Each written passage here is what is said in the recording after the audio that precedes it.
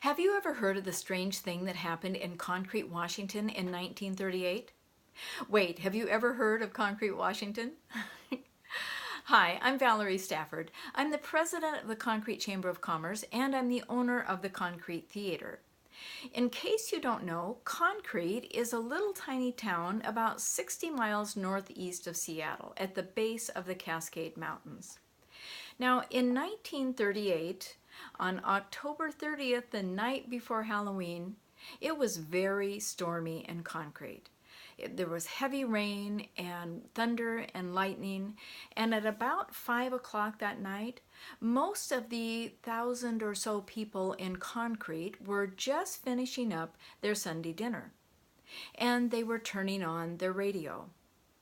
Back in those days, you had two choices for radio stations. You could tune in to CBS or you could tune in to NBC.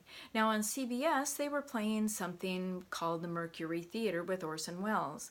And on NBC, they were playing the Chase and Sanborn Hour with Charlie McCarthy, the ventriloquist dummy. A lot of people tuned into that, but then when that program turned into a little bit of an unknown singer, some of those folks did what we call today channel surfing, and they switched to the other station, which means they may not have seen or they may not have heard the introduction to that Mercury Theater presentation. So, needless to say, they were very startled when all of a sudden a news bulletin was coming in saying that there was some mysterious activity on Mars. And suddenly people were glued to their radios.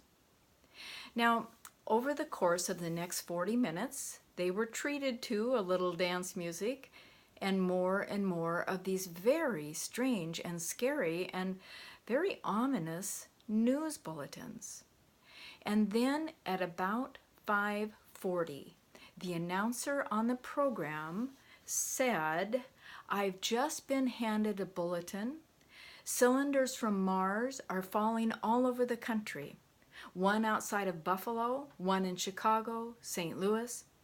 And then a few seconds later, that same announcer said, "Bulletins too numerous to read are piling up in the studio here. We have been informed that the central portion of New Jersey is blacked out from radio communication due to the effect of heat ray upon power lines and electrical equipment." And at that very moment, all the lights went out in Concrete and the radio went dead. And you can imagine that the people in Concrete were fairly convinced that the world was coming to an end. Some people immediately left their houses and ran into the streets, screaming and crying, hugging their neighbors, trying to tell people who hadn't been listening that the Martians were coming, the Martians were there. Other people resigned themselves to the fact that they were going to die, and they stayed in their houses and waited for the Martian gas to kill them. One of our town's minister jumped into his car with his family and his possessions, and he was going to leave town. He didn't have any gas. He went to the service station, he pumped some gas and said, "I can't pay you, it doesn't matter, the world's coming to an end," and he left. One of the stranger things that happened was that lots of people went into the hills. There were rumors that some of the men went into the hills to protect what was nearest and dearest to them, their moonshine stills. And it took, I guess, quite a few days for sheriff's posses to go out and convince them that they weren't in any danger. And other people simply ran into the hills because they didn't know what else to do. They were so convinced that they were going to die. So, what happened? Nobody really knew for sure. It sounds as though it was an electrical lightning hit on one of the electrical substations that blew out all the power in Concrete. But, you know, it was an odd, very, very odd timing and very odd coincidence. So over the years, there has been a lot of speculation about what actually did happen here. We do know that the next day, when people knew that this was not really anything real, people were in concrete, according to the Concrete Herald, which was then published weekly. On November 3rd, the Concrete Herald came out with a big headline across the front about the sheer terror that had been created in town.